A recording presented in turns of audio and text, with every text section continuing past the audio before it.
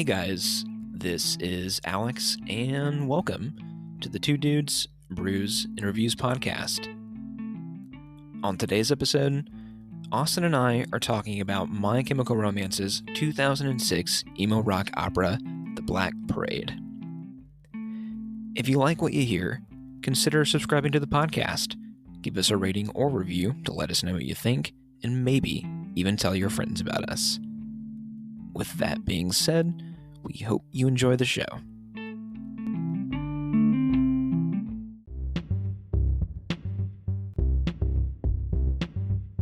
We're here. After many miles traveled, after many roads crossed. Is this the longest time that we've ever taken in between podcasts? I guess we're just going to start doing, we're just going to spread them out. We'll be back here by Christmas, I think. By Christmas? Isn't it turn into like a once a year thing eventually?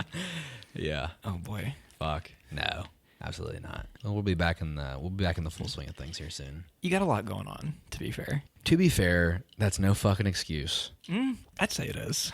I don't like having excuses, but yeah, man, been busy. Work, moving out. Fucking, I went to Washington for a couple days, which was sick. I'd already kind of give you my spiel, but I showed you some pics. But we went out and saw Dave Mathews Band for 3 nights at the Gorge on Labor Day weekend. It was pretty magical. The pics that you showed me of the Gorge, that looks like the most amazing place to see a show. Yeah, it's a very spiritual place. It felt very disconnected from society. I bet. It was very nice. I needed it bad. By night 3, were you tired of live music, or were you still with it? I was still there, but I was like enjoying it like a grandpa would enjoy watching his grandkid's soccer game. Oh my God. If that makes any sense. That makes 100% sense. And it was amazing. I still got as much joy out of that. I was just there to relax, and I did exactly that. Well, good. I'm getting old. Like, when I think about going to a concert, before the encore even hits, I'm thinking about bed, you know? 3 whole nights. Yeah. We definitely... It's a lot. We conserved our energy throughout the day. And, like, the concert was the event. Like, that was our main focus of being there. We ended up getting, like, some good food. There was, like, a taco truck literally on the outside of a Hispanic grocery store right next to a gas station in the middle of nowhere. That was probably, like, 10 minutes up the road from where we were staying. Were they the best tacos ever? And they were great. They were... that sounds right. It was great. I had 3 the first day we were there, and then the third day we went back and got it again, and I got 5. And I could have ate. I could have ate 10.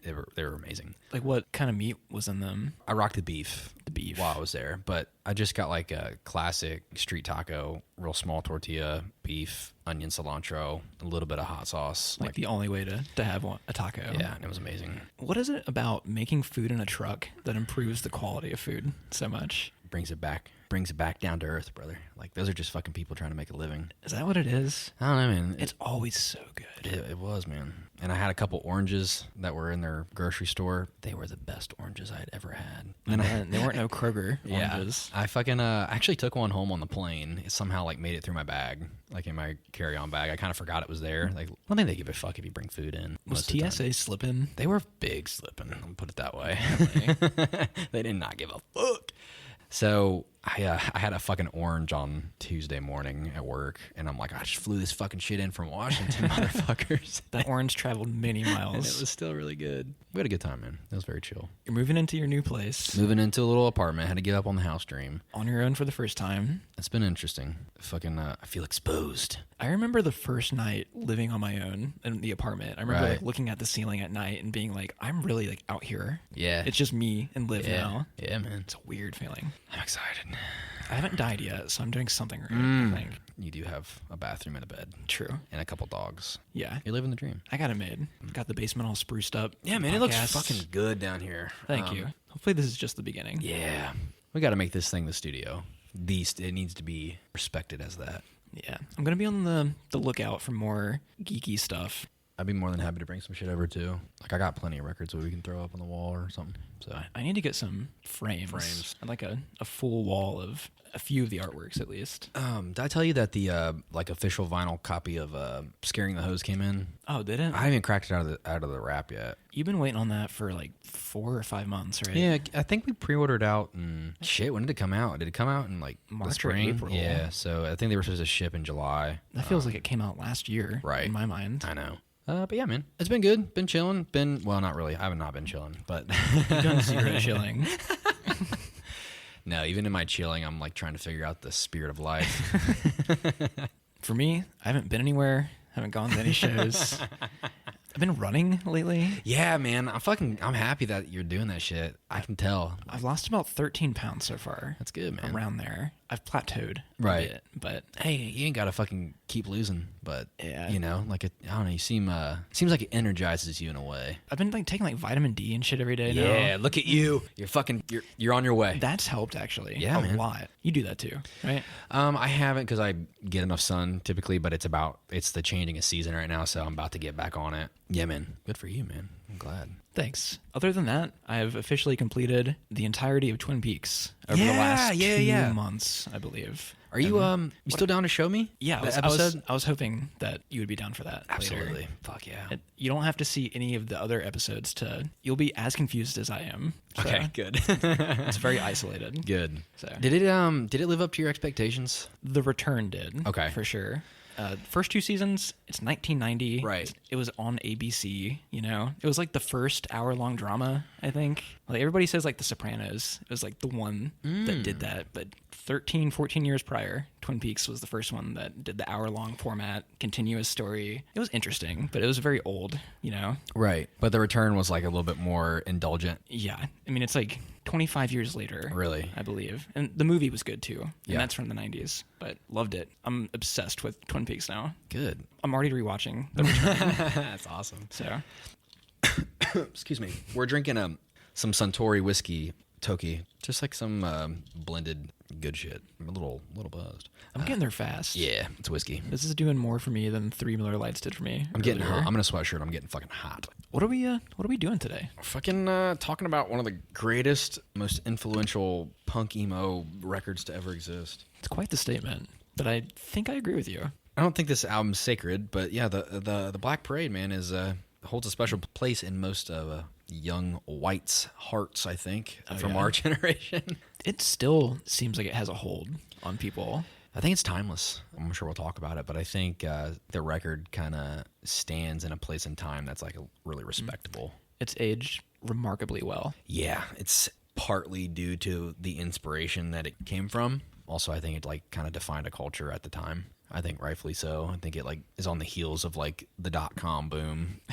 That's weird to think about. You know what I mean? Like it really is. Like it's the youth of that generation. This was like YouTube getting big. Like I remember like watching the Welcome to the Black Parade YouTube music video when it premiered. Speaking of that, that's the other thing. The media around the record, that was something to behold. I still think like music videos still hold up really well. They look great. Yeah, they still look really fucking good. I mean, don't get me wrong, like, it was a music video, but it's fucking amazing for what they were working with. Like, music videos were, at one point, like, I feel like a little bit more important than they are now. They used to be so fucking cool, and they're not anymore. Yeah. And that's sad. Maybe we're just not looking at that anymore. At least I don't get, like, any music recommendations on YouTube. Mine's all, like, this is how you can have $100 million by the time you're 45. And I feel like Spotify and stuff has kind of negated the need to go to YouTube to watch or listen to a song. MTV, cable is, like, non-existent. I think the only time I see music videos nowadays is, like, when my brother shows them to me, and it's usually, like, really low effort, like, this trap shit. Yeah, like, look at this guy. He's holding a bottle of liquor and a gun. Yeah, they're, like, hanging out in somebody's house. Like, how exciting. Yeah, dude, they used to put some real thought into this shit. The videos for this album, it was a very unified vision. Right. They knew exactly what this was. Yeah, there was the art direction for this record in all of its facets were extremely well thought out and planned. I think so too. Which I think really helps cement this record as like feeling like like it was very grand for even for the band. I mean, don't get me wrong, like 3 Cheers for Sweet Revenge I think I like it more. Parts of me like it more too. I think it depends on like what you're looking at between the two albums. Right. I have like some problems with the Black Parade for some reason. Part of me thinks, well, I think it's very apparent when you look at the band, what they released after the fact, but like they were like really transitioning out of like the underground punk that they had like laid down. And like this record specifically like kind of like puts them on more of a, I think the influence of like Queen and Bowie. It's a lot closer to the radio rock that a lot of people grew up on. Yeah, and that's okay. Yeah, that's quite fine. I mean, it was still informed by what came previously, but I think for me, 3 Cheers feels a little bit more raw. Oh, definitely. In a way that like I think is a little bit more And it's also not quite the concept record like this record is either. They feel a little bit more from the heart. That one feels a bit more emotional. It's a lot more true to like the goth emo thing that they came from. Black, white, and red. Like, that was the thing. They shed a lot of the emo and like post-hardcore stuff from Three Cheers on the Black Parade. Yeah. Like there's bits of it here, but it's not nearly as heavy as the other record. It's all like ballad now. Like a lot of anthemic, less fuck you. If I am going to say fuck you, I'm going to say it in like a bravado. Like I'm going to sing really loud. You know, I've never listened to the album that came after this. What? Danger Days? You never listened to Danger Days? Is it Danger Days and the Lives of the Fabulous Killjoys? Is that the full title? I got it when it came out, man. We didn't nearly love it as much as we did the Black Parade. And that's where the band kind of like fell on their face and stepped away. Nobody really liked that album, I don't think. Yeah, I don't know. It's a weird... I don't know. The band was trying to do something different that I don't really think anybody was ready for yet. I think what they did really, hear me out. While that record is not the best in most people's eyes, which I still to this day don't think it's one of my favorites, I never have even thought to return to it. I think the band was kind of onto something because I think what immediately came out after this in the following years was like the 2010s. It was so... What, this like mega pop? Yeah, shit? like everything, even rock moved towards, like you have like Imagine Dragons. Yeah. Like all of like...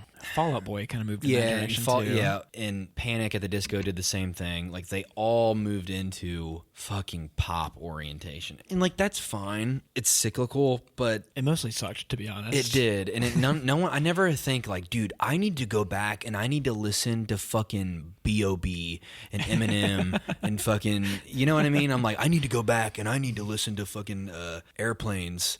Like, dude, that song fucking rocked. Like, no one does that. Oh, speaking of like Hayley Williams, I think Paramore is actually the one group that kind of successfully did the big pop thing. Right. Like, yeah, they did. Tastefully. I also think like the female lead lends itself into that a lot easier. Certainly, it does. I just think that's culture. But with the megapop moving in from Imagine Dragons, all that stuff, I feel like folk, like Mumford and Sons, all that shit started popping off after that. Like you moved into the folk wave. It was like Lumineers and like Monsters and Men. Yep. Like shit like that. You moved into the... That was a little mini phase. Yeah. Mid 2010s. Yeah, man. That's fucking life. Indie did it too. Like Foster the People and Phoenix. And the Phoenix. Fuck, I forgot about them. Dude, they have some good songs. Yeah, they do. Era. They do. So catchy. Did you ever get into... Oh, shit. I didn't mean to bring this up, but like 30 Seconds to Mars. Never had a phase with them. Oh, who was the other band? Snow Patrol. I got really into Snow Patrol in the early 2010s. I only know that one song by them. They got some really good songs. If you like dig into their discography, they've got some fucking good ones. They seem kind of like Coldplay adjacent. Yeah, they are. They're a lot more similar to The National than they are Coldplay. Say more. Yeah, they have some songs that I think you will think are very, very, very adjacent to The National rather than Coldplay. Well, maybe that's a path that we need to take tonight when break the speaker out. Yeah, I'm intrigued by that. Fuck yeah, man. Yeah. Sorry, I don't mean to do like a mini deep dive, but I guess like this is what I mean in terms of why I think this record is really influential, because I think it came at a time that defined young people, and then like fucking adults try to make it cool. And then like they like kind of like, because my dad was into My Chemical Romance. Like my dad fucking showed me this band. Dude, my parents liked this album. Right. They don't like anything. Right. Exactly. That's the point. And so they took what we like and they fucking commercialized the shit out of it. They fucking broke the spirit. They broke the spirit of the underground. They fucking made it mainstream and then fucking sucked the soul right out of it. Dude, by the time Danger Days came out, MCR was like, that phase was long gone. And I don't remember what the time span between those two albums was. Pretty long. I feel like I was 13 or 14 when Black Parade dropped. I think I was 13 when Danger Days came out. So I mean, like if it was like, I want to say 2011 maybe was Danger Days. Black Parade was 06, right? Yep. So I mean, like a 4 or 5 year gap from 14 years old to 17 or 18. There's such a huge difference. It came out in 2010. It was 4 years later. Yeah, 17-year-old Alex, like going back to MCR. Like I had no interest when that album came out. God, dude, I'm looking back at this and like, fuck. fuck, I hate like all these songs. I only remember 2 songs that I have heard from it. It was the Na Na Na Na Na song, which I thought was like annoying, and then Sing. Sing is a good song. Is it? Still a good song, I think. I don't remember how it goes, but I remember it kind of sounding like a Fall Out Boy song. Yeah, they do kind of sound like Fallout on this. But there's a song called Save Yourself, I'll Hold Them Back. I really like that song. Okay. That's the 9th track on the record. That was the one I always returned to. I think Danger Days might have the sickest album artwork, though. It is cool. Like the spider. It looks like the album should be way better than it is. Yeah. And My Chemical Romance, like the Black Parade, is like, this is simple. This is nice and clean. Yeah. It's like this should be the one that's like Megadeth. Megadeth. But yeah, man. I guess I want to ask, like, before we hop into like tracks and stuff, when this record came out, like, do you like what was life like for little Alex at the time? I mean, I was in 7th grade, which is probably like the most awkward grade to be in. I feel like I was finally starting to realize my musical tastes around here. We kind of talked about this with like the Red Hot Chili Peppers podcast. Relatively the same era, I think, within a year of each other. But I was already a fan of MCR when this album dropped. I got it right away. Like, I watched the video. I was obsessed with this band. Like, we all skateboarded to it in our garage as kids. Like, it was they were the band. Dude, you know? skateboarding to this fucking record. Holy shit. Yeah. I didn't hit skateboarding till long past this record. Really? That's amazing. Dude, I didn't start skateboarding until I was like a freshman in high school. Stuff like 3 Cheers and Meteora by Linkin Park were like the skateboarding albums as a 13-year-old. Fuck yeah, man. See, when I was starting to skateboard, like as a freshman, like we were listening to like fucking Suicide Boys and shit. Like we were like fucking dirty little shits. And oh god, those were the days. Imagining you listening to Suicide Boys is a funny thought. I swear to God, dude, I have the highest fucking ollie you have ever seen. Like I would get that thing fucking up. I was never good at skating. I could like do some things, pop shove it's like any variation of a shove it I could do like cleanly, but nothing else was good. Skateboarding is fun, man. I'd still do it now if I could. I guess I could. I guess there's nothing holding me back. You have health insurance. You can do it. Yeah, fuck yeah. There you go. I'm a fucking American. I pay my taxes. Yeah. Just sit at home with a broken arm, get paid for a month. There you go. Yeah, man. I think I was like in the 3rd grade, going into 4th grade when I got this record. Fucking early. That's dude. young. Dude, my dad, he fucking, I can't believe he fucking pulled that shit off. I think my mom was not happy that I got this record, like, at all. She was really? like, I can't believe you got him that. And that's what I wanted for my birthday, man. It's so funny that he showed you. I was 7. 7 years old. I was 7. I think I liked Eminem when I was 7. But Dude, that was like it. I was 7. And I was like, this is the coolest thing that's ever existed. That's really fucking cool. That's a young age to be into something like this. Yeah, I got this record. I think for my birthday in that April. So it came out in October, and I ended up getting it in April. So I was turning 8, I guess. Okay. So born in '99, so it would have been 2007 that April that I had got it. So yeah, man, it was the record that fucking started it all. Like for me, like I found my love for music through My Chemical Romance. Like they were the first band that I like loved, you know. Not a bad band to start with. No. A really good one, in fact. Yeah, man, they were the shit. How long was this album in rotation for you? Like once you were introduced to it, was it like years of nonstop listening? Oh yeah, dude. Like a couple years later when we're like all getting like our iPods and stuff, and like I mean, don't get me wrong, like I fucking got into Eminem and shit because I thought it was cool. I was meeting other kids and like some kids like rap, but when I was by myself, like I still always threw My Chemical Romance on. And then from there, like as streaming started, and I got into like indie and other shit. And I always like felt this record was a really good ground zero because you can kind of connect a lot of like you can go darker, you can go lighter, you can move into different areas, genres of music. Oh yeah, definitely. There's definitely like a certain age that you hit where like not everybody has like the same hardcore interest in music that we do, but there's a certain time where you hit your taste just starts accelerating. Like it's like nonstop discovery. I feel like that phase hit immediately after this album. So like I kind of left it in the dust in a way. Like this is the first time like for this podcast that I've gone back and listened like front to back in years, many years. It's been a long time since I've started it front to back. Like, don't get me wrong. I think maybe like over the last 5 to 6 years, I may have listened to it once or twice. Maybe. Really? I've listened to a song, maybe. But yeah, man, like still like really fucking held up. I was really impressed. I think the mixing for me. I was like, God, it's like still sounds really fucking good. It did. It sounded great. Like Three Cheers, there's some spots on Three Cheers that like get really muddy. Like there's a couple spots on Three Cheers that I was like, ooh, okay. Like, but you can kind of get away with it. It's a little bit more underground, punk, more. It's kind of the charm of that record, right? In a weird way. Like so much fucking distortion.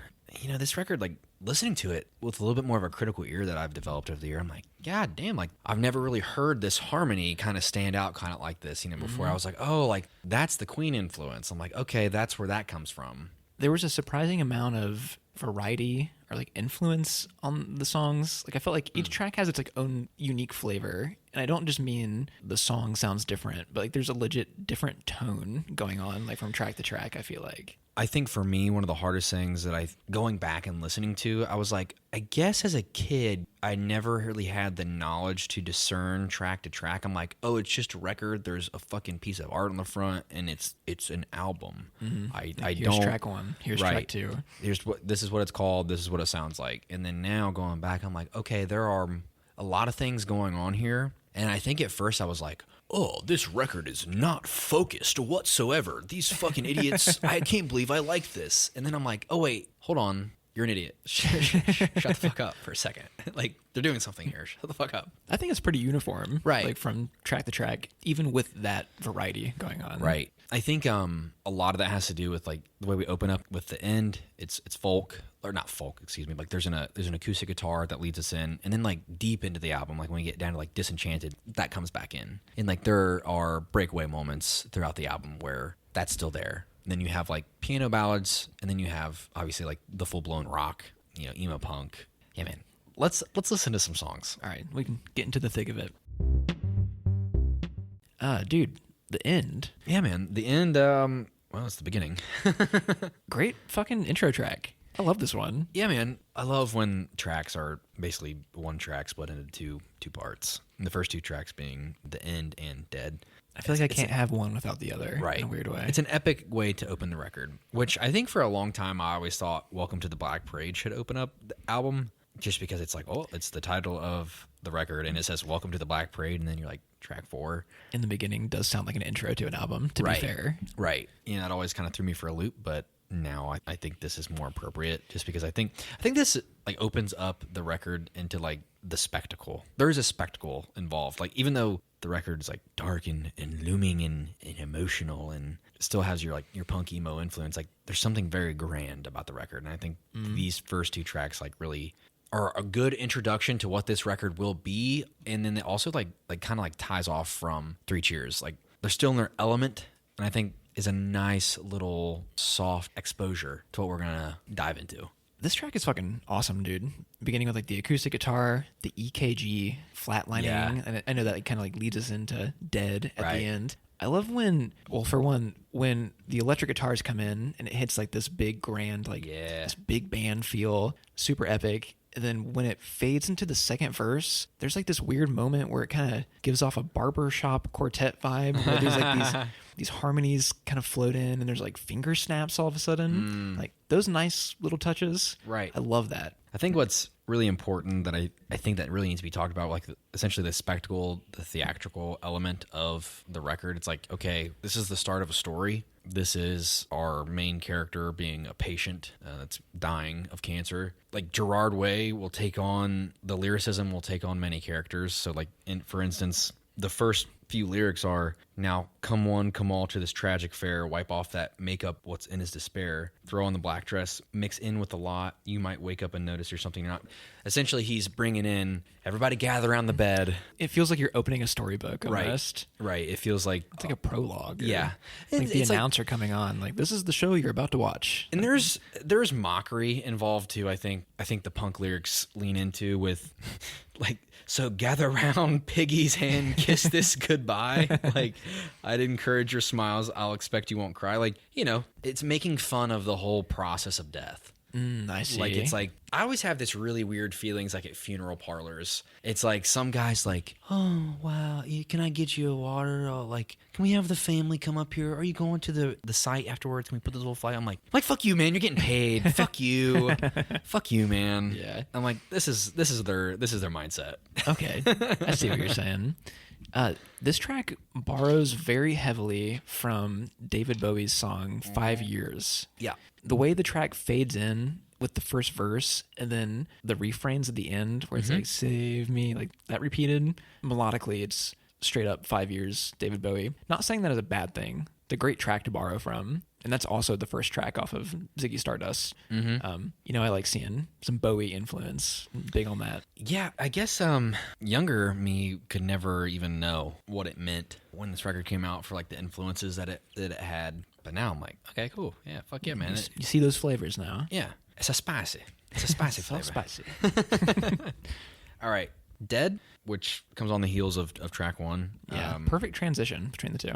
Yeah, it's the best. You can't have one without the other. So with this record, Gerard Way will. This is what I mean. Like when his first is like he's going to take on many roles. Like there's almost like a play. It almost feels like they're like Shakespearean. So he's going to take on Mother War, The Patient, and The Doctor, which will set up the rest of the album. From my understanding, this track specifically is kind of like the patient getting their diagnosis and like the whole "you're dead" thing, basically meaning like life's over. Yes. Am I reading that right? Yeah. There's a 2-week That's how battle long? with cancer and he's going to die. Yeah. So, which I guess like in my curiosity, it's like, I guess as a patient, you would start thinking about humanity, your life, acceptance of death, which I think that's all the themes that are like tackled on the record. So, God, I've like really grown like a really deep appreciation for this record. Reminds me of Mars Volta. I was thinking that too. Yeah. Like the journey that you Right. take in this weird mental space. Yeah. But less drug influenced and fucking rat poison and shit. Yeah. This is such an energetic song. It is right out of the gates. Probably has like the most interesting guitar work on the album for me, Really? at least. Yeah. I think. There's a lot of like unexpected blues influence. Oh, yeah. Like in the soloing on this album. I don't remember that being on 3 Cheers. No. Like not even like hints of it from what I remember. No. I think this record has like a lot of like barbershop flavor, like a lot of like does. ragtime. And, Yeah, and like some carnival Yes. flavors too later yeah. on. The verses are super dynamic. The guitars jumping all over the place. These palm muted guitars, like expanding out into these like little fills. It doesn't feel like it's ever like really playing the same thing each time the verse hits. Yeah. It's like a really nice pace. I guess the structure of the song doesn't really feel like it's like, okay, we're going to verse, chorus. It feels like there's a natural momentum. Yeah, like it's they're flying through these sections. There's like a marching involved. Like there's a Yes. but tie-in, the amount of like dedication and like things feel so intentional, and I think this is one of those moments where it's like, okay, yeah, it's like the first 2 tracks, but they still stand in the theme of the record perfectly. Again, like the momentum, the marching, the natural progression of the song feels like it's tied into like the marching band persona that they had during the. I feel like I can visualize it Right. when I'm listening. Right. The solo is fucking awesome.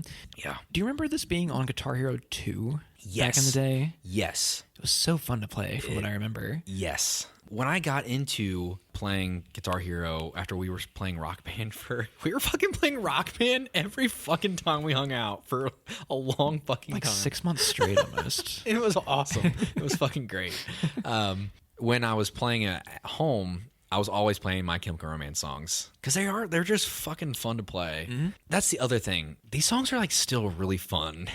Like no matter how dark they get, they're still really fucking fun. Even years later, as a 30-year-old man, there's a weird rush of dopamine I get when this song comes on. It feels like drinking a cup of coffee immediately. Dude, so we moved today and I took an hour nap. I was fucking sweaty and gross in a pair of shorts and a t-shirt, and I fucking took a nap for an hour. I immediately got up and I put the record on and got in the shower. And as I was wiping away the fucking film of disgusting on me, I emerged from the shower a new man while this was playing. And I'm sitting there in the mirror. I'm like, if there was no one in this house, I'd be fucking yelling. Like, I'm on cloud fucking 9 with this record right now. And I was here for it. It's weird too because I was kind of worried about this podcast a week ago because it'd been so long since I felt the need to listen to MCR. Right. Olivia plays their songs all the time. Every time we're in the car together, I hear them. So this album was hitting me like a brick wall at first. Like there was no connection between me and it until like 2 or 3 nights ago, and all of a sudden that headspace like just came back all of a sudden, Right. and it felt good. It did. It feels really good to like this album a lot again. You know what I mean? Yeah, it's like, we talk about it a lot where, oh, I threw this in rotation. I've heard it a million times. But, like, even you said to me, like, I threw fucking Radiohead on. I'm like, fuck yeah, you did. You fucking threw Radiohead on. Like, I haven't had a Radiohead phase in a while. It's like, when you catch that wave, man, it's like you have to let yourself indulge. You really do. Because it's hard to go back to a record and have the same love you had for it when you first were introduced to it. And so when you can catch that, and you can catch the love for something that you've had for a long time, like it's fucking special, you know? It's like a long relationship, long marriage. You haven't had sex in 10 years, you fucking throw a wig on that bitch, you're fine. 10 years? No, I don't know. I think I'd lose patience before then. Yeah, well, you gotta do what you gotta do. True. Fucking bust out the lube, baby. We're doing butt stuff. Sorry, we're doing a whiskey. This is a whiskey podcast. I love that when the solo ends, we're kind of counted back in by Gerard, where he goes like 1, 2, 1, 2, 3, 4. Right. And we do this refrain with these la la la's for The a while. fucking millennial whoops. Yeah. If I had any complaint whatsoever, I would just shorten this la la la section a little bit. You don't like it when he keeps going, and he keeps going, a motherfucker. It's like a minute straight of that. It is. This should be a 2-minute and 15 song. Right. Or 15-second song. How long is it? 3-ish? 3:15. 3:15. Cut 40 seconds. Yeah. Maybe 30. But it also is like, yeah, you can kind of get away with that because it's basically one track split into two. Yeah. So it's already like a 6-minute track. I feel like we immediately move into more serious territory with the next 2 tracks, so maybe I can forgive that a little bit more. Speaking of which, this is how I disappear. Good track. Excellent, they might say. I might say that phrase a few times. This is the one on the record that reminds me the most of Three Cheers era. It does. It does a lot. There's a lot of like metal influence flying through on this one. Yeah, it reminds me of the deep cuts from Three Cheers a lot. I was thinking like Thank You for the Venom. Oh my God, I fucking one. love that song so much. It's like my favorite from that record, I think. Yeah, that one. I think I'm right there with you. This is How I Disappear is like a weird fucking track. Because I think like the tone of the actual track itself is a lot different than like the theme. Like it's like very like in your face, but then it's the actual theme. It's like, I need somebody to remember who I am. Apparently it's about the patient reaching out to a former lover, stating that without her, no one's going to remember who he is. But it's like the way the track is delivered, it feels like quite opposite. To me, it comes across like, it's way more menacing feel musically. Right. It's like, I think tonally it almost comes off like a breakup track. Breakup track, like This Is How I Disappear, like from your life. Yes. So here, let me pull up some. That without you is how I disappear and live my life alone forever now, and without you is how I disappear. I feel like if you put this track singled out by itself, it's like a breakup song. Now I can go live my fucking life. I can be who I am. But with the context of the patient stuff, it brings a little bit more deepness to it. Right. Expands that theme. Is this like one of the catchiest choruses on the album? This is an album full of catchy choruses, but I find this one like repeating in my head pretty often. I think it's pretty catchy. I also don't think like this is one of my favorite tracks off the record either. Same. I think partly because as the album expands out, I think that this is a really good way to, again, it's the front half of the record. I still feel like a lot of it is on the heels of Three Cheers. My favorite parts of the record are the expansive parts that the band was transitioning into, where I think this track is, I feel like this could easily fit on Three Cheers, and like I wouldn't like bat an eye. I think so too. If you'd like down-tuned the production a tiny bit, it would fit right there. Right. The little runs that it does when it's like transitioning from pre-chorus to chorus, the drums are like really doing some heavy lifting here. Yes. Like it's like awesome. Because I don't really think of MCR as being like a drum band. No. But I mean, it sounds great. Technically, it's impressive on this one. I don't know that I've ever really considered them an anything instrumental band, because I think Gerard Way being the front man just kind of lends itself to, this is the singing band. This is the vocal. Yeah. This is the vocal delivery. But I think there's some really good moments that in my younger years I definitely could never appreciate until now. Yes, Gerard, he is so anthemic and theatrical with his performances that I think he can really like cast a shadow on everything else. And in the moments that are more somber and mellow and open, like piano ballads and softer moments, they just feel like Gerard songs. So really it's, do. you know what I mean? So it's And the mixing is doing that too. Like it's a Right. very vocal centric mix as well. But yeah. I think the Sharpest Lives, I think it still sounds like Three Cheers, but I think I love it more. I think I like this one less than How I Disappear. Really? I think so. This one actually has the stronger chorus, but I don't like the verse on this one that much. There's that place. I love that. I think it treads the line between goofy and like hitting the mark, and it's Right. like kind of slightly leaning goofy for me. One of the things that I think about this track specifically, I think is like the most androgynous that he gets on the record. Like he does like these little weird giggles and almost like moaning sounds in this track. Like he does it at the end, and there's a little bit of it in between the verses. And so Is that him? Yes. Oh yeah, that's him, buddy. Like those little those overdubs, Yes. of, like the giggling. I did not know that was him. Absolutely, it has to be. I mean, it would check out, but I never thought about that. To me, I think it definitely sounds like him. Yeah, I think it's like the way it's pitched. I'm like, oh, okay. I think this is definitely a male voice. That's why I think I kind of give it the lead way of like you're speaking about the goofiness. I'm like, okay, I think he's like really leaning into it. I think that's why it kind of works for me. Like similar with like JPEG. Like when we talk about like completely, we're on fucking polar ends. Like,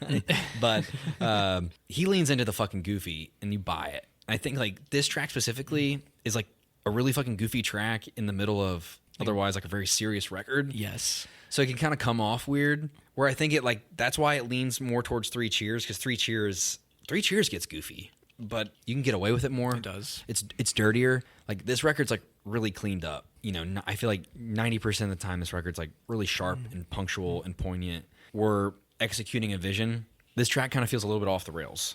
It's weird that it's not vibing with me 100% because like I'll give a pass to something like Golden Years by David Bowie, where like right. the Golden Years, like, it's so goofy, And it's got like it's like the weirdest fucking key. like, all the overdubs are Right. just like stupid sounding. Dude, that comes on at work every once in a while. That song. Really? Yes. The on radio? the radio. It was like there was a stretch of time at the beginning of the year where that was on, and I was like, funny enough, did you know when he made this record he was on Milk and Peppers? He weighed 90 pounds.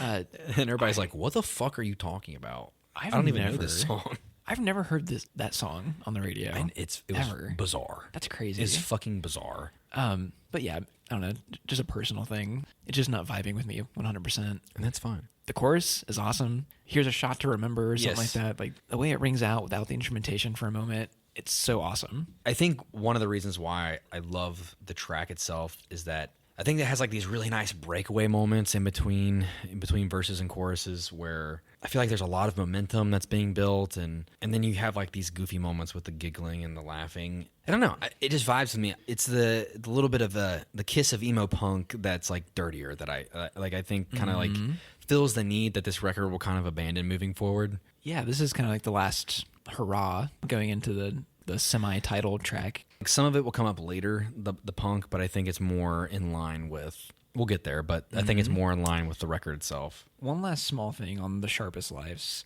The CD skipping quality of like the guitar riff, whatever is being used in the intro and the outro, where it's like dun, dun, dun, dun, dun, dun, dun, dun, dun. Tame Impala used this on Let It Happen, the opening track from Currents, I think. Like the CD skipping quality of the guitar. Like I think that's unique. It's like a chugging, like a chug, chug, chug, chug, chug, Yeah. chug, chug. I've always enjoyed how cheeky Gerard is with the phrase, "Why don't you blow me?" Like, Why don't you blow and, me? like, giving a pause Yeah. before hitting the next line. Yep. Like I always thought that was so funny. Like even now. Welcome to the Black Parade. I think this might be like one of the greatest songs ever.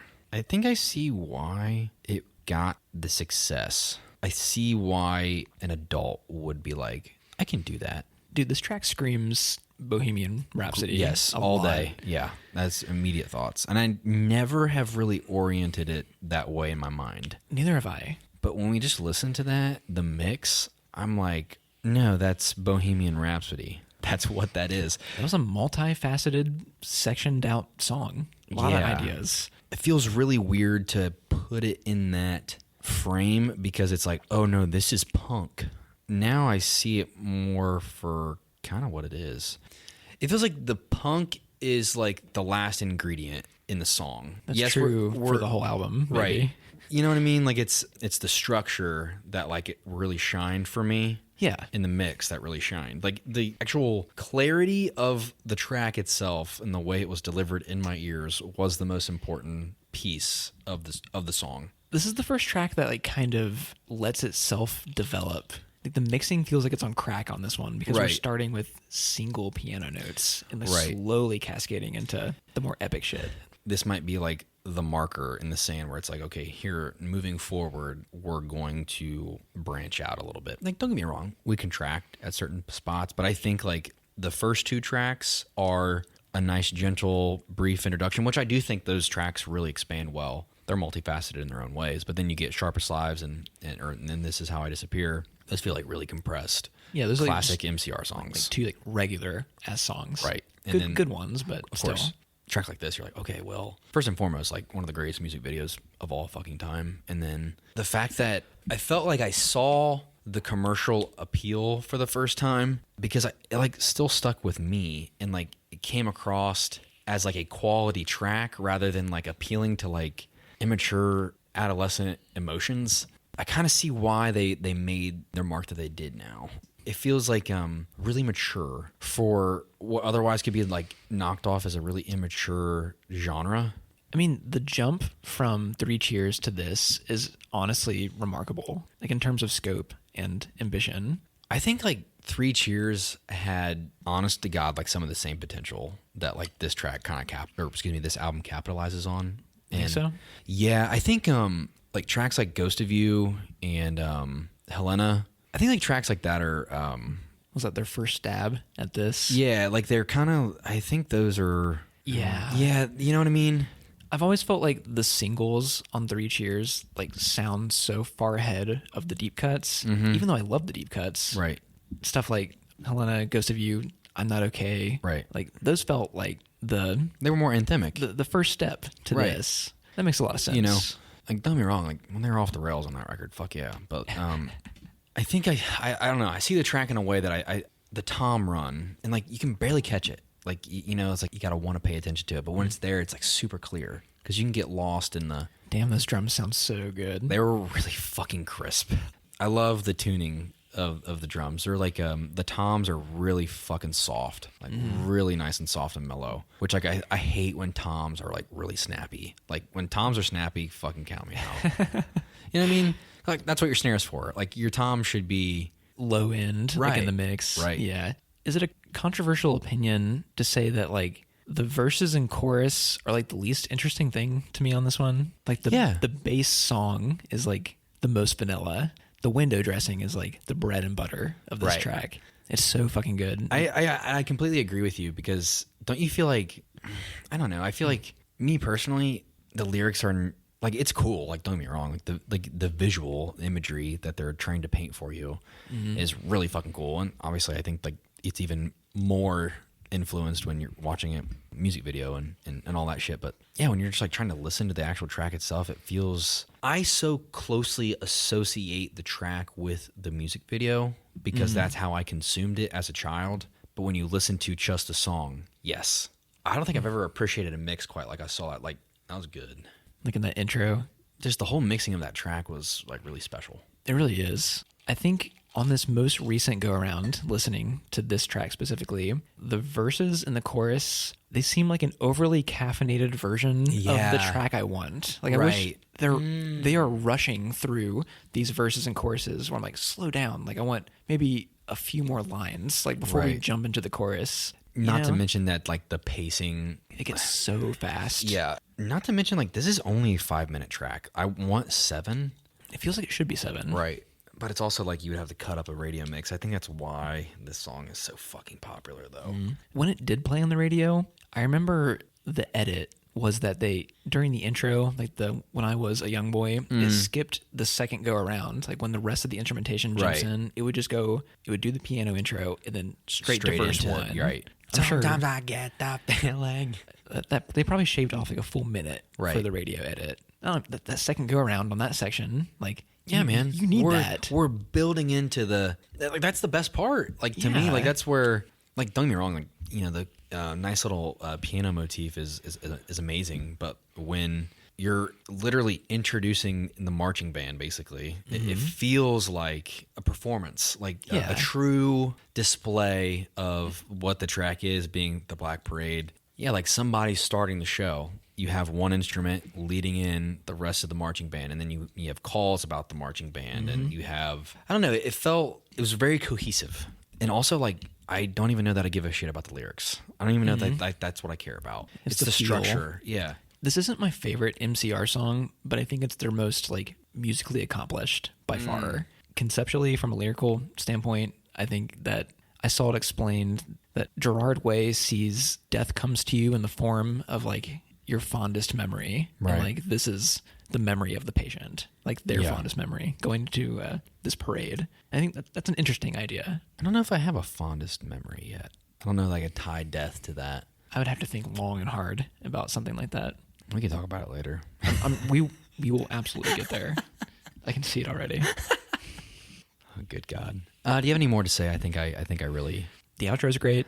I love like the little lead out that the song has. I mean, that shit's awesome.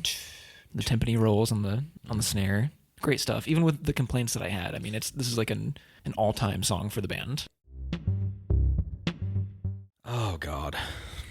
What a song, dude. This might be my favorite on the album. This is like for sure my favorite track on the record. Like this song, I could play this song all day long and not get tired of it. I don't know why. I mean, I know why, but riding on the heels of Welcome to the Black Parade, I think it still like has the same mix quality of that track. Like obviously less grand, but in an intimate way. The pieces are all moving together in unison. It's cool, like in terms of like the way it orients itself in the story of the record. But I don't know. I think this song, like, to me, really stands out on the record because I think it kind of emotionally, you know, in the performance, feels extremely intimate in a way that, like, I think it really speaks to the listener. I agree completely. This is the one that actually connects on an emotional level at the age that I'm at now. Right. You know, this actually feels more adjacent to like other stuff that I like. This is a formula that, when done right, the sentimental tone, the explosive chorus, like it's anthemic, but it feels nostalgic. Brings feelings of nostalgia to me listening to this track. You know what I mean? Right. Yeah, dude. This is a lovely song. Have you ever seen the music video for this track? I have, but not in a long time. It's very strange. Like it's like the black and the white. Like the guy is painted black. It opens up with a shot of a tree. Right. And they're standing under the tree. I remember that for sure. It's a weird music video. Very, very weird. It's hard to, I think this is a song that's really hard to make a music video for. I feel like when I was younger, this was like not one of my favorite tracks. Not even close. Oh, this was one of my favorite tracks for sure. Was it? Yeah. I've turned into such a soft boy. This track was like, I liked it because my fucking parents were getting divorced. You know, my parents were getting divorced. I was trying to understand that shit from like a young age. So like, you know, I have no way to orient myself in terms of trying to understand why somebody would not want to be with somebody anymore. You know what I mean? So like when I was younger, trying to figure it out. Yeah. Which is like still awful. hard to figure out as an adult. Like, Yeah. Like thinking about you and your partner doing that, you know? Yeah, and I also just think like we had said something earlier about it. It's like, dude, some people just like aren't meant for each other, and they just like end up having kids, like that. They think that's gonna do something. That happens more often than people fall in love. Yeah, like by far. Yeah, it's fucking. It's weird to, you know, I shouldn't like never have put that shit on myself when I was younger, but you know, when in the moment you're like, okay, I need to solve this problem. Yeah, that's unsolvable, but I don't know. I think I love this track too because even though like I'm not in some stage of heartbreak, it feels like it can really take you there. It really does. I've been listening to this album on my runs the last week. Yeah, you did. And for some reason, it seems like when I come back home, I'm always on this track, and I come down to the basement to do like burpees and shit, and like push-ups or whatever, and like I always stand in that mirror and like fucking mouth the words like I'm like 14 years old again. That's the corniest shit ever. But like, I fucking love that. It brings me there. Right. Weirdly. Yeah. Very few records do that to me. That's the strange thing about this record. I noticed like it brought out the fangirl in me. It's been a long time since I've felt that way. I've not been romantic about MCR in a decade. Right. Or longer, maybe. Right. There's another track on this record that does this to me later on. We might be on the same page about that. Do you know what other nearly perfect song this reminds me of? Yellow by Coldplay. This sounds like Yellow by Coldplay. Or the intro does. You're right. You're fucking right. The way the riff chimes in and the instrumentation joins it, it feels like that moment in Yellow. Right. And it feels good. I love that song. I actually listened to that record on its own for the first time in my entire life. I like Parachutes. And I was like, oh, I see why they got popular. I see it. That's a really tender album, honestly. It is. I'm excited to kind of orient Elizabeth in a direction like that. Kind of bring up old records and stuff like that that I used to love. Because I think she will appreciate them now. She does some Coldplay songs and here and there. And I'm like, we need to open up the shit that you missed. That era of Coldplay is actually really great. I think underrated. I think the whole era we're talking about right now, I think we mentioned to it earlier in the podcast, but Snow Patrol and Coldplay, the adult contemporary soft rock bands. Yeah, man, they were The National is one of those bands. I mean, they were a lot more underground at the time, I think, but similar vibe. Right, lean into it. Right, it's the 90s. It's like Midwest emo before it got cool. You know what I mean? That kind of makes sense. It's before all the woes and the groaning of the, you know what I mean?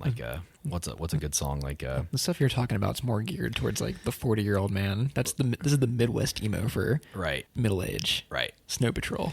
Well, the National. It's their kids that the generations right below that they end up making the fucking punk. Yeah. They make the punk out of the genre. This is a really simple track though. It is, honestly. For sure.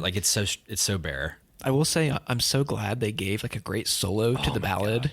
Dude, the solo feels like it's speaking to my soul. Ugh. Because the song really allows itself to have that moment. We've been cascading into something of a release, like the topic itself, the tone that we've started off with, and it's okay, let's just push this fucking solo in your face, and make you feel. What did this guy do when MCR was split? Their guitarist, I know his name's something Toro, Frank Toro, Ray Toro, maybe. I dig his style on this record, and I want to know what he was doing when the band was not a thing anymore. There wasn't really a MCR leftovers. Where were the side projects? Yeah. Did Gerard Way have a solo record? Ray Toro and Frank Lero. Yeah. These guys sound great on this record. I'm digging the schmaltzy 80s schlock that they're bringing here. Yeah, man. You should see the picture of this guy. You would think 80s schlock. Look at him. Looks like fucking Slash. He does. That makes a lot of sense then. It's like romantic Santana mixed in the middle of fucking an emo punk song. Yeah. It's very bizarre. An interesting fact that I just learned reading on Genius here. It says, I Don't Love You is the 6th time that the band has made a music video with director Mark Webb. And I saw that name, and I'm like, I've seen that name. I think I've seen movies by this guy. And he's the dude that he directed 500 Days of Summer, and he directed the first 2 Amazing Spider-Man movies. Really? Yes. The fuck? Which is bizarre. It is bizarre. And apparently he's done most of the videos for this band. So not a huge fan of his films, but great videos though. Right. Getter, what do you think about this track, House of Wolves? This song is fucking good. Well, if I do say so myself, sir. Now, this is a very unique tone for the record. I don't want to call it psychedelic. I don't think it is, but the atmosphere is a little bit thicker on this one. I love the intro with the drums and the screeching of feedback. Kind of sounds like an elephant. The song overall kind of has this big top Under the Circus feel to it. Yeah, a little sinister. Very, very sinister, yeah. Walking into a biker club or something, I don't belong here type deal. And I think lyrically it kind of goes there too. Right. About sinners and shit. Yeah, I think in terms of the way the album has it portrayed as far as story wise, it's our patient is coming to terms with that he's probably gonna go to hell. Yeah, I don't know. I think one of my favorite parts is the bridge, which I think we both were super excited about. I think we were both head bobbing heavily during that moment. It's kind of doing a fucking Linkin Park thing here, but in a good way. It is. It's very classic hard rock. Like Right. that moment, again, like this weird bluesy hard rock influence on the record, which I never used to think about when I was younger. Especially that moment, the "you better run like the devil" because he's never going to leave you alone. The instrumentation dropping out for that moment, letting Gerard breathe, like it's so great. I think this is like ties back into earlier what we're saying, like with like these more punk oriented tracks where it's like, okay, they're very momentum based. They have a nice steady chug to them. And then this track specifically, even though it's a lot more aggressive than some of the other highlights, I think in terms of, okay, yes, I'm getting Gerard's vocals. They're, perfect as always, but I feel like all the other elements have a really nice time to shine on this one. The drumming, guitar. I feel like this is the first track that I noticed the bass. Yeah. Where's that been on I the other know. tracks, It's like still very subtle though. It is. But it kind of had a moment Right. in there somewhere. I don't know if like I would actually put this song on though. Like on its own. Yeah. Neither would I. But like in the record, I'm like, fuck yeah, we're here. It feels really good when it comes on. Right. Was that track 7? Yeah. It is track 7. I don't know if I have too much more to say about it. I think for me, it's like very intense coming after, the other 2 tracks of Black Parade and I Don't Love You. Yeah, especially like- after the last one. It's like you have like 2 really almost somber in tone, and then it's like, oh yeah, we're fucking sinners, baby. We're going to hell. Like, here we go. There's a few tonal whiplashes that Right. come a few tracks from now. Right. The only complaint that I have about this song is when it does that little scream moment where he goes like wah wah like continuously in a row. It veers into like buck cherry territory for a moment. Fucking Jerry. Where it goes butt rock for like literally 1 second. But it was 1 second, so it's fine. I always orientated it more in terms of like a screamo band, like more into like true fucking hardcore. Which God, I had my fucking face. They definitely laid the road for that too. They really did. Now that I think about it, this probably was the start of that for me too. I dived into like Pierce the Veil not too long after this. I had a metalcore phase. God. I liked August Burns Red, Yep. Day to Remember, Devil Wears Prada. I liked them a little bit. My 2 were Pierce the Veil and Dance Gavin Dance. But Dance Gavin Dance was like so much jazzier than They're a quirky band. they had so much more jazz I was into. I've never gotten like the tough guy vibe from Dance Gavin Dance. No. Where like most other metalcore bands are like, Right. like this like heavy masculine, and they're like having fun, Yeah, Dance Gavin Dance. Well, they have too much fun. They always get themselves in trouble, but but like We've talked about it before, I think. but like yeah, man, it's a guilty pleasure of mine because I think on the surface, if you like even try to show somebody that's not even like remotely interested in like that type of music, heavier like metal music and screamo, and that comes across like sin. And like to me, I'm like, oh, listen to this part. He's gonna fucking dive into this weird fucking waterfall effect on the fucking guitar, and then you're gonna have somebody scream, and I don't know. It's like I always remember you and I listened to that with Dylan and Jeremiah. And like we were getting into it, and they're like, "What the fuck?" I don't is think this? they liked it. I'm like, "No, this shit is fucking cool. Don't you get it?" They have a few really great songs. Yeah, man, they've got a lot of great songs. Yeah, this is another like really beautiful track. What track number are we on? 8 or 9? 8. 8. Okay, Cancer. I feel like this is the first song, I don't know if you'll agree with me on this or not, that I would just merely describe as good. Okay, I think I want this song to be a little bit more than what it is. Same. But also, like, I still really enjoy it. And I think what you said is kind of perfect because I threw this track on when I listened to the album. When I recommended it, I actually hopped into this track first. Really? This is the first track. I was like, oh, I kind of want to like dip my toes back in. I was like, let's go to some familiar. That's an interesting choice. So this was the track that I picked. And I actually, because I'm also really dedicated to learning piano right now. And so like this is a track that like I was like, oh, I'm in piano mode. Let's dive into the piano ballad. And when I listened to it, I was like, that was good, but I don't feel like I enjoyed it as much as I wanted to. I don't think it kind of lives up to what the predecessors have already laid down. I completely agree. The mix is still really good though, right? Like it's still 100%. But we also could like kind of point out that like he definitely feels like he's a little bit more auto-tuned here. And I think he can kind of get away with it because the way that his vocals come across, I feel like they have like a little bit of like a shoegazy reverb on top.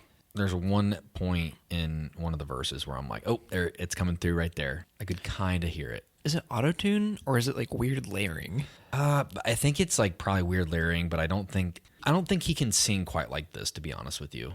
Like this sweet. Right. I think the layering, or even that's the thing though. It sounds so close to auto-tune. Maybe they layer him and pitch him up. This is like his range though. Yeah. Like, think about the chorus of The Black Parade, for example. Yeah, that's true. It hits such a high register. What is it that's going on with this track specifically? I don't know. I will say maybe this has something to do with it, but melodically, Paul McCartney called and he wants his song back. Yeah. And I mean that in a good way, actually. It's this mammal music. I wouldn't even say that. This is like actually like, in terms of McCartneyisms, this is actually more like on the tasteful side for me. The bittersweet, tender. Yeah. It feels like a great track from Revolver or something. Yeah. You know, my one of the reasons why I think I love it so much is that I do think while the fact that the mix is still clear and great, I do want a little bit more out of the track itself. I think the lyricism on this track is like some of my favorite though. Like I think that's what really saves it for me. It's the best one, right, in terms of that. And, you know, it's just everybody knows somebody that's died of cancer. And so it's like, albeit, you know, it ties perfectly into our story. But I don't know. I feel like the track itself, like, again, this is with like, I Don't Love You. They feel like tracks that like stand really well on their own outside the context of the record. They feel very classic. Right. There's something about the human spirit that comes through. Like it's a very relatable subject, very, very cliche, poppy almost in terms of its range for people to relate to it. That's okay, because I think the way that the track is set up through the band, through the way they portray music, it's like, okay, like it's timeless in a way that still echoes true to like the genre of like emo punk. And that's like really important. It still works. Me bringing up the McCartney thing, this is what I meant. I meant to tie it into the weird vocal processing. I think his vocals are processed like a 60s song. Like there's a weird cheapness to it, like an old timey quality. And I don't know, like, if is that the intention, right, or like is it not good, you know? I also just think like his vocal range comes across that way. Do you know what actually like kind of undoes the quality of the song for me? What? It's the fact that like the rest of the band joins in. Yeah, it really feels like this should just be Gerard and piano, because it kind of takes, it's the same formula as I Don't Love You, and it should be less. It should be stripped back. This is like the raw, honest track. Right. And like bringing in like the big high production back into the mix, like after verse 1, I think is when it comes in, takes away the emotion of the track a bit for me. But like melodically, it's great. Like it's so good. And lyrically too. Have you ever listened to 21 Pilots cover of this? I have. I don't remember how I felt about it. It's produced to the point where it makes the track not good anymore. That's like kind of like the bane of that band's existence. Yeah. Like overdoing the production. It was really, really overproduced. It like kind of soured my mood because I went back and listened to it adjacent to this song when I listened to the track for the first time when I was coming back. Oh, really? And I was like, no. I was like, this fucking, and I already didn't have like a great first listen back, and I was like, fuck me, what have I done? I remember it not being great. Yeah, it's not good. The next track though, my God, why have you forsaken me? Lordy, this is a good track. Is this one of your favorites? Oddly enough, I absolutely fucking hated this song growing up. Really? Yeah, I like could never get behind it. It like kind of like freaked me out. And now I'm like, this is the one. I'm like, this is the track. This is the hardcore song. I am the complete opposite. Wow. I loved this song when this album first came out. Like this was like my favorite probably, or among my favorites. I don't know if I would say that I dislike the song now. There's a lot of ideas going on here that I love, but like the tone of the song, like I'm not there, you know? You're not vibing with the hellscape. It's not hidden like in the way that I want it to. Right. It's also like, again, tonal whiplash. After Cancer, this track list is weird overall. Yes. Mm-hmm. What's doing it for you? Like if this is like a newfound love for this track. Okay. I'm curious. What an excellent question. God, look at you, fucking Tucker Carlson over here. Fucking never referred to me as that man. Barbara Walters. What a great interview. Barbara Walters. Isn't that her name? That is a person, yes. Isn't she a fucking interviewer? Or is that the wrong person? Maybe. I don't know. Hold on. I want to be like Jon Stewart. There you go. I would rather be Jon Stewart. Barbara Walters. Yeah, she's a broadcaster. And yeah. I'm fucking right. I'm right. God damn it. Okay, I thought she was an actress. No. She's yeah. Anyway, what's working for me? I think I just love the tone. God, it's like ragtimey and dirty and It is. and scary, and I feel like I'm walking through Land of Illusion, like a haunted house. yeah, that's what I like. It sounds like Halloween in hell. I like it in the album because I don't think there's a lot of that in here at all, and I kind of like the way it comments on the fact that this guy's probably like tortured with the fact that his soul might go to the afterlife. It's like, what has my soul earned? I like how dark it is because it kind of is it's very spiritual. Like it's spiritual and like you get to see the other end of it. I feel like for me, it's coming across as like theater kid instead of like theater art piece. Really? Does that make sense? I don't know. The tone is like the band's putting on a costume instead of like really embracing. Maybe it's not dark enough for me. Yeah, because it kind of sits on the doorstep of like psychedelia. Yeah. Like you could really like open it up and it kind of like stops. It's like it's the most theatrical the album gets by Right. far, I think. Even like the strings give off the carnival. Yeah, there's like some really funky back layering vocals like on the second verse where Yeah. I think Gerard's doing this like really low goofy voice where like he's doing like a Kermit the Frog thing. not quite that, but Kermit. evil Kermit, like that kind of thing. Evil Kermit. I like that the song is in 3/4, like the waltzy, the time signature. Like, Yeah. I don't think yeah. any other track so far has been off kilter quite like Right. this one has. When this song goes into like the doomy stone or a stoner metal riff, like in the back half, Yeah. that's where it gets. That's me. what I like. Yeah. I love that fucking moment right there. See, but that's my point. It's like it builds into that in a way that I think the band earns because I think, granted, I never listened to the record that came out before 3 Cheers, so like I have nowhere to speak on this. I haven't either. But the band has the ability to go there, and I'm sure they did the fucking garage stoner rock. Like I'm sure they did it. Oh yeah, they did And like lo-fi. the Pink Floyd droning. I'm sure they did it. And I They did that on like the new track they released right. like a year or two ago. What was that song called? Foundations of Decay? Yes. That song opened up with like a Pink Floyd Right. thing. Hey man, that's cool. I'm here for the More please. yeah. But I think it's hard to like even like introduce that idea on this record. So I think when I hear it, I'm like, okay, I really like it for like the flavor it's giving me, but it may not be great in the track list. I'm not hating on it like at all. I think it's a super ambitious song for the band.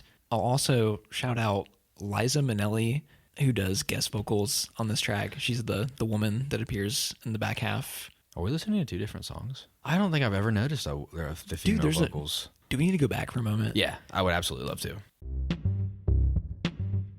See what you say. Yes. Liza Minnelli, famous like kind of like opera vocalist. I know her as a character from Arrested Development. She's an actress too. She plays Lucille 2 on Arrested Development, my favorite comedy show of all time. It's so funny going back to this record because I didn't watch Arrested Development until years after Right. I loved this album. Hearing her voice, she's a goofy fucking character on the show, and like her being like in the serious moment of this record, it's funky, you know? That would like freak me out. Like these Isn't worlds that- colliding. Right. It's Isn't that weird. like when I see Bryan Cranston in other media now, I'm like, you're evil. There's something dirty about you. Like that fucking show stained him. like seeing him be a nice guy Yes. all the time. Right. It's like, no, you're a fucking I see right through you. you're evil. Like you're fucking terrible. And so, yeah, that's like it's weird to Like she like is on a really sinister moment Right. of this song. Right. And I love that section actually. And she I know like you just now noticed her vocals on this track, but when the really heavy stuff comes on like in the last 30 to 40 seconds of this track, she's like doing these huge falsettos Right. over that moment. And it's great. Lucille 2 from Arrested Development. And she's out here belting her lungs out. It's great. Now all we need is Dwight Schroeder from fucking Office to be in the middle of a fucking Dwight song. Schrute. Yeah, whatever the fuck his name is. Don't you hate that show, by the way? I hated it when I tried to watch it the first time, and I would love to go back and try to watch it. I probably would enjoy it much more now because I'm in corporate America, and It's a great show. and I would love it. I don't know. One of my favorite things about the track itself, the breaking down of the track into just fucking drone and the tempo slowly laying you back down. I'm like, abso-fucking-lutely. I think it's just the verses for me. I think that's the only thing I don't like. Hey, like, that's fair. The chorus rules. So catchy. Right. What was in the water wherever Gerard Way was living at the moment? Like, I know. His melody writing on this album is like out of this world. Every chorus is like all-time memorable shit. Right. What's going on? That is strange to think about. I never what's really weird about him is that they just fucking fell off the face of the earth. They should have been like the next big band, it felt like. Right. What happened? I don't know, man. Why did they break up? I actually don't know much about their breakup. I wanted to go see them in concert, and then they broke up. I was like, maybe I'll go next year. Because I was like just getting to the age where I was like, oh, I can go see music live. And this was like right after Danger Days came out, and I was like, maybe next year, if they're still on tour, I'll go watch them. And then it was like, yeah, they broke up. And it was like around my birthday. I was like, fuck. Damn. Did I ever tell you that I have seen them? No, I don't think so. Maybe you have. I never told you that. I saw them in 2011. It was after like the time where I was like kind of over them. Really? They were the second band playing. They were opening up for Blink-182. Yeah. And then the band that opened, like the third band on that bill was Manchester Orchestra. They were like kind of who I was there to see. Even though they played during the day and they played like 6 songs. They were the opening band. Is fucking Gerard Way in the Umbrella Academy? Like Resident Evil? No, like Or is that like a superhero thing? it's like a Netflix show. Did you ask if he's in it? I don't think he's an actor. He has a cameo. In it. Oh, okay. It was so small that he actually... Never mind. This is so stupid. Fucking... During the studio sessions of the MCR's fourth and final Danger Days, it was reportedly when the pressure significantly weighed down on the band. They had felt it as soon as they dropped the Black Parade. When things started to succeed and go really well, that's when a lot of people start to have an opinion, and that's when you run into struggle. You get caught up in this trap of, is it ever going to be good enough? Everybody had a fucking opinion about what MCR should be, so it made it difficult to figure out what direction to take next.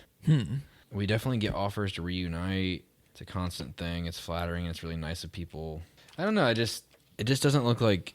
I think they probably just felt the pressure and decided to step away.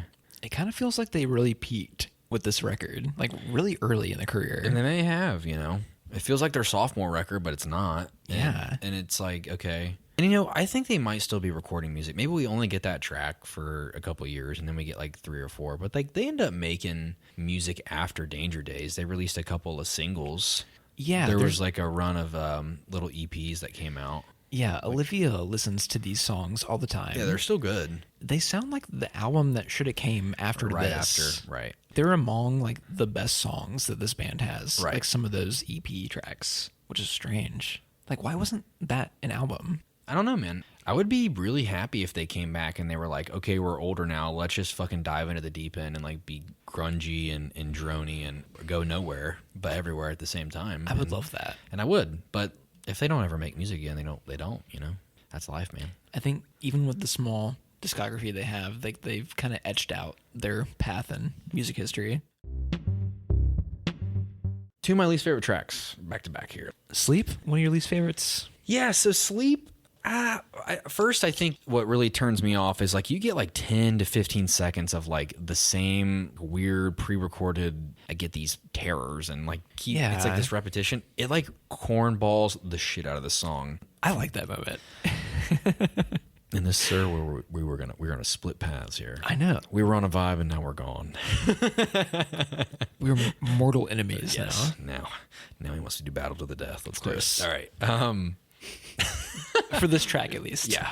For 3 minutes here. Yeah, I don't know why. Like, it fucking rubs me the wrong way. I think very similarly to the way you probably feel about some of the moments on like Mama, where to me I'm like, that's my favorite part. The theatrics. Right. This is like not theatric. This is like, I'm not even sure what I would describe this as. Like this found footage type deal. It reminds me of just when people put voicemails on our fucking songs. Like, yeah. Hey, yo, Marcus, give me a call back when you get this. That's a cliche. Like, Bo Burnham parodied that beautifully in either Inside or like the outtakes from Inside.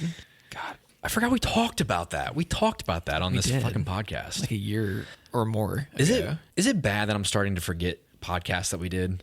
Yes. I'm like when I someone remember everything. when someone talks to me about a movie and I go in my head, I'm like, oh yeah, I fucking talked about that for 3 hours. Like I forgot I did that. I get it. I edit these things. Yeah, God man. damn it.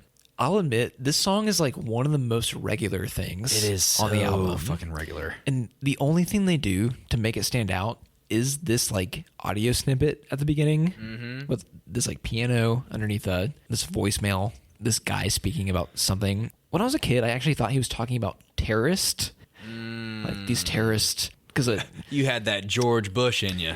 You was a little worried. this was that era. Yep. To be fair. That fucking Bush era, baby. And MCR formed the day after 9/11, and I knew that at the time. So I was like, Yeah. I was like, there's something going on here, a conspiracy.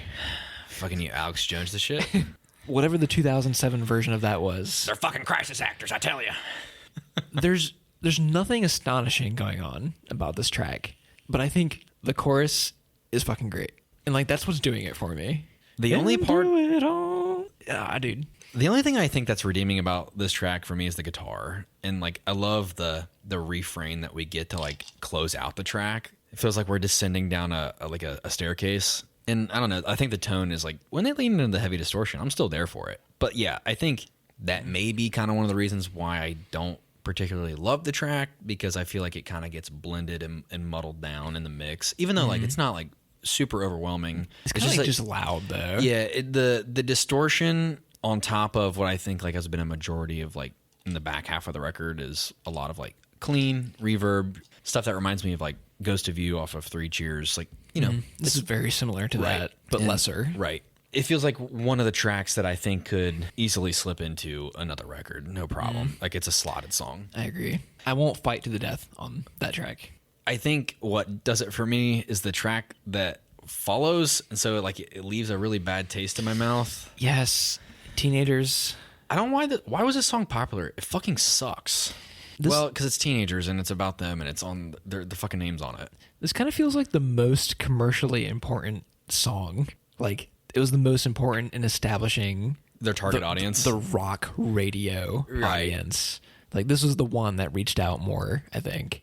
Oh, this is definitely the most popular song. This is their most popular song. Is it? Yes, this song That has, is fucking weird. shit. Isn't it? I hate that. Yeah, it's the number one song. It leads right in front of Welcome to the Black Parade. What? That's why I fucking hate it too, because it's fucking ass. But you know what? I loved this song when I first owned the album. Did you? I've hated it from day one. You never liked this one? For real, I've hated this song since day one. And I think I just had basic taste at the time. I'm still coming off my Corn run around the time this came out. Your fucking Corn run. Was that right? Did Corn come right after Limp Bizkit? Yes. Yeah. Well, I fucking love it, dude. That's amazing. It went Limp Bizkit, Trapped, Yeah. Corn, Disturbed, Linkin Park-ish.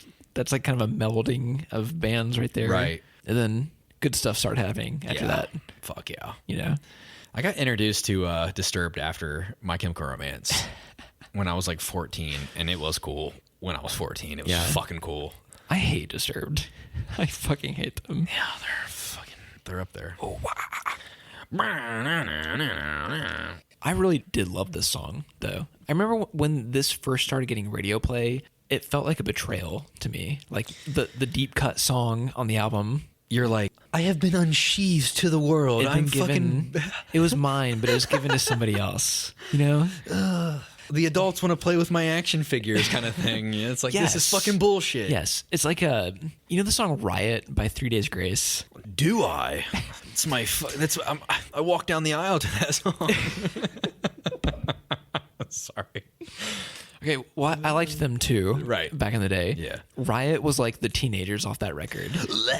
Don't just say that because you're gonna get me going. It was the deep cut, like third or fourth single. Like I own the record already. Then the song gets released as a single, and then like the song that I loved has been ruined. You know? Right. I hate that.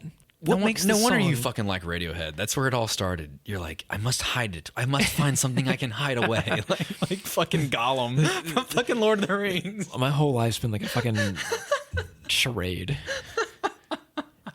That's amazing. This whole time I've been hiding the fact I love Korn. Hey, Isn't that what we do though? We're like, ooh, I found something shiny. I hope no one else finds it. That's what we do with music. We feel like we own it. In terms of this track, what makes it not work?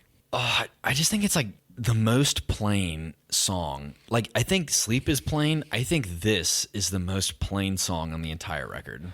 I just think it sucks. I think this actually has more character than Sleep. But like in a bad way though. Yeah, like, because I think tonally for okay, we're teenagers cause a ruckus, ha ha ha, and then it's just like not a very developed song, so it just like comes off like really fucking immature on like what otherwise is like kind of like a really raw record in terms of like emotion for the band. That's not like immature pent up feelings. You know what I mean? I mean, don't get me wrong, there's still some of that. It's fucking emo punk, but it's a more matured vision. This track just like kind of like undoes all of that for me, and I hate that it sits on the record because I don't think any of the instrumentation like echoes anything worthy. This is so isolated. Right. What is it doing here? I don't know. Like, I think it's boring. Is this like record label pressure? Y'all got this song in the vault and it's catchy. It has to go on the record. This track has like a weird Western bluesy like line dance thing going. Yeah. Like everybody line up and like do like a fucking square dance or something. Right. Like it's not right for this band. No, I don't know. It just comes off really immature and I really fucking hate it. I hated it when it came out and I still do. Thumbs down. Last couple here. Disenchanted. God, this has been so fun. Disenchanted, you know, I'm like still not like super crazy about this track, but it's not that I don't like it, or it's not that I don't respect it as a good track, because I think it is a really great song. It doesn't have as much character as many of the other tracks. Of course, but it is also a stripped down acoustic guitar song. Yes. I love this one. Yeah. Actually, I really fucking love this one. And I expected you to. I don't know what it is the last year or so, but I've like really become enamored just by like regular ass pop songwriting, and like a good melody does it for me most of the time now.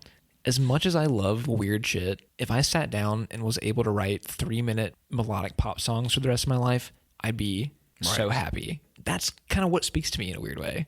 Ah, my friend, you are over the age of 30, so I know it's coming. Dude, I love Paul McCartney. I love me granny shit, you know? I love it, man. No apologies for that. Hey, man, you know, I think as I'm getting a little older, I'm starting to appreciate songs that are like structured a little bit more generic.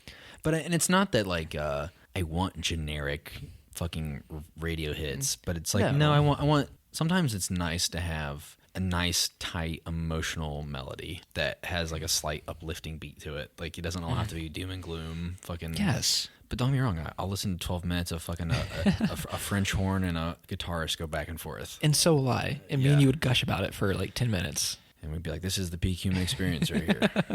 I think to me, like, this is the folksiest that the band will ever sound. I agree. I'd be really interested in like My Chemical Romance being like a fucking folk band at some point. Like, because fucking Panic did it with, what's it called? Pretty Odd. Pretty Odd. That was like That's a pretty fucking odd record. Their Beatles album, I guess. I actually like that record a lot. I don't like Panic at the Disco, but I think that's the best thing they ever did. And there's some really great songs on that record. Yeah. I like North and Downpour. Like That Green Gentleman. Oh, yeah. That's a good one. There's some catchy ass songs. God, we're gonna relive life here tonight. We're going back in time. Yeah, man. I figured this would be one that you loved. Yeah, but it's like the same thing as Sleep. Like there's nothing remarkable about it. Like it's just solid. Yeah, I like the theme of the track itself, of just like reminiscing on like really plain Jane shit, which is kind of what we're doing right now. Funny enough, we've been doing that a lot tonight. Gonna move on to our closer, Famous Last Words. Yeah, Austin, I think you love this song. Right? I do.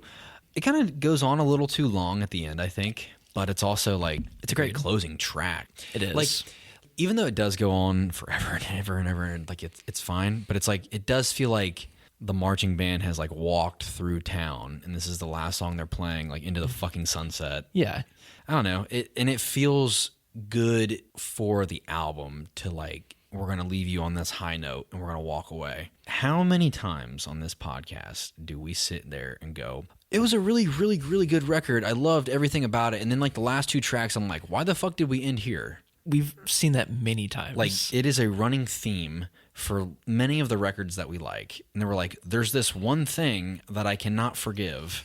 And it's the fact that I feel like if we're going to have sex, we might as well finish. I don't know, let's just stick it in there for 15 minutes and call it a day. Like, let's put a fucking ribbon on this and send it out the door. Like, not a lot. That doesn't happen very often. This is a de facto ending song. Correct. For the record. Are you going to hate me if I say that I don't love this song? Like, now. Okay. I did. I was obsessed with this song. Yeah, I mean, I was too. I think the reason why it still works for me is because it feels good on the album. It's not like the most amazing song in the world, though. I think it does have a little bit of the inklings earlier where like there is like a really long dynamic mix going on here from idea to idea. But also, I think, you know, it's a little bit more plain lyrically, and that's okay. I think the song kind of sounds like just one long refrain. Like it's an epilogue track. Yeah, that's true. I can't even say that I have a confident argument against any one single element in the song. Melodically, it's solid. The production's good. It hits that thematic note that the record kind of deserves at the end of this thing. I think the repetition of the track, like the repeated choruses, like you said, it goes too long. Like there's a lot of choruses. Like, right. It repeats itself a lot on this one. I think over the years, like hearing this song many times, like I've heard the chorus many, many times, I'm desensitized to this track. Right. You ever listen to a song so much that it becomes like Happy Birthday? You know what I mean? Yeah. That sucks, That's right? fair. Yeah. This is kind of like that for me. That's like the worst thing, because a song will be really cool to me for 2 weeks and then it's done. I'm like, I have lived with you for 2 weeks. You have nothing more to provide. It's like a one-night stand. Yeah. That last 2 weeks. Yeah. It's... Some people never get off that train.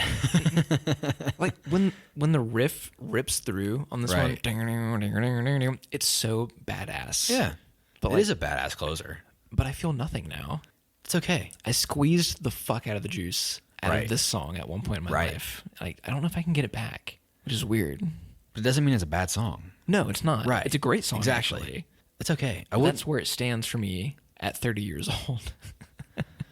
God. Yeah. I feel like this is the last time. This might be one of the last times in your life that you could ever appreciate this record. To be honest with you, like probably you might be. It's gonna keep getting farther away from me. Right. It's gonna keep getting farther away from you too. I know. Yeah, but like I like it. I like it right here where it's at right now. I've enjoyed returning to it 100%. What do you think you would give it? Okay. Strong 8.5 to light 9. This stands so far ahead of any other act in the genre at the time, any other album, at a time where everybody wanted to do American Idiot. This is that time. Fuck yeah. And My Chemical Romance did American Idiot, but like way better. They were just so far ahead of everybody else melodically, conceptually. I'm comfy with a light 9 on this one. I'm like actually like in full agreement. I was gonna say 8, like a really strong 8.5, like 8.5, no problem. Like you've earned that, and I think it sits on the precipice of like a 9. Definitely not like a masterpiece 10 out of 10 record. Like I do think that like the moments on this record that shine are like some of the best moments in terms of like the band's range, and they kind of peak here as a band, and like that's nice to witness. It's okay that they didn't fucking knock it out of the park with like every single piece of music here, but you know, I think they really leaned heavy on some tracks. I feel like they tie really well into like 3 Cheers.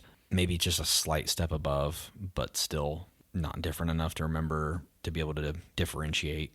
And then you have moments where I think that are somber and soft and really elevate the band into what I think Gerard vocally is made for, which is like stuff like Queen and Bowie, like stuff that's operatic, and theatrical, it's expressive and creates very, very, very strong imagery. And it's not just fucking blood and gore and fuck you and fuck me and we're all gonna die like 3 Cheers. And this is much more mature, right, for sure. And even though, and not to mention, like these fucking guys looked cool as fuck when they were doing it. Like all of the costume design and music videos, I'm like, these are the coolest motherfuckers on earth right now. Do you know who like worked on these costumes? The same guy that works with Tim Burton on his stuff. Of course. That checks out. Yeah, man. Like I'm like, this was the coolest piece of media at the time. Like it wasn't just like an album. It was like the music videos, the story conceptually involved with it. Like, and then not to mention like the fact that the music videos ran on MTV, and it was like when they were on, like on like this is that dying era of MTV. Yeah, and like these music videos would get played. Dude, I remember what was those channels like? VH1 and Fuse. Yeah. And man, that was the coolest shit. Like, I loved those channels growing up. You know, getting to see this band flesh out something like a little bit larger than the band itself, you know, that feels good.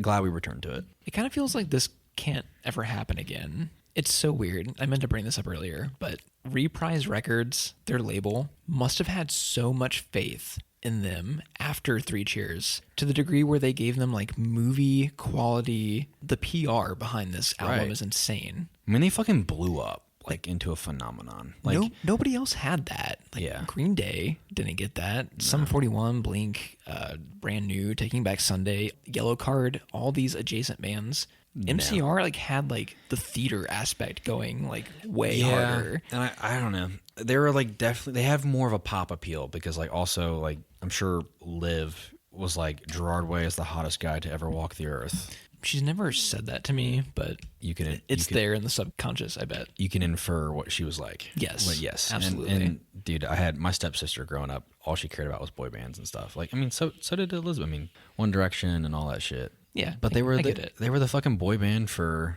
goth kids. Yeah. So, yeah, but it worked. This is a great record. I'm glad we returned to it. Yeah, this has been a lot of fun. Piss break. I am interested in the direction you shall take us. All right, white boy spiel time. Let's hear it. Okay, so due to like the infrequency of our meetups, these recordings nowadays. Yes. I am pulling my horror movie card early. Yeah. Just so I can get it out in time for October. Yes. This is actually a film that I haven't seen. Okay. A little bit of a horror comedy. It's actually the second installment in a series where you have not seen the first installment. But it doesn't matter because this film is actually kind of a remake of the film it's a sequel to, if that makes sense. Okay. I think I know what you're talking about. I think I know where we're taking us. This is from the director that brought us the OG Spider-Man trilogy. And it is the film starring Bruce Campbell, Evil Dead 2. Yeah. Fuck yeah. I heard this movie is really fun. Yeah. And I heard it has very inventive cinematography and a weird tone. I don't think I could ever watch this without you recommending it. And I'm super fucking hyped. I've seen the first Evil Dead and I didn't like it. But it like wasn't the movie that Sam Raimi meant to make. Like Evil Dead 2 is the script for the OG Evil Dead. Really? But he couldn't get it made that way. So he made a generic guy goes to cabin and like fights off zombies movie. And then he was able to make Evil Dead 2 and he just remakes the beginning of that movie and like it works. I think he refers to it as a requel. Yeah. You know? It's a sequel and a remake at the same time. That's weird. It is very weird. But I like it. I'm excited. I heard this movie is so much fun. I can't wait to talk about Sam Raimi. Fuck yeah. Okay, man. I love the horror shots he does, like in OG Spider-Man. You've opened me up into horror films in a way that I don't think I could ever approach. You like talk me down off the ledge because I'm like, as soon as someone's like, you want to watch a horror movie? I'm like, I'd rather hang myself. Thank you. I used to be the same way too. The good ones are like the best ever. Right. But everything else is like sucks. Throw it to the side, you know? To me, I always view horror as this is the most generic, plain, easy to make bullshit. Yes. 99% of the time. Blumhouse, like The Grudge. Yeah. Ouija. Yeah. That kind of shit. I'm out. No, I'm not interested in that shit. I want truly thrilling, atmospheric, no jump scares type stuff. Right. And I don't know if this is that, but it's going to be a lot of practical effects, gore. It's going to have weird comedy of a nice flavor to it. That'll be fun to to put next to a horror genre. And I'm intrigued by like if I'm going to like this. We've never neither of us have idea. seen it. Yes. All right, hell yeah, dude. This is going to be sick. That was fun. That I was hope so. the most fun I've had in a very long time. Same. Yeah, man. That's a wrap. I think we did it. I'm going to call it quits. If you could do me a favor and just sign us off. Adios.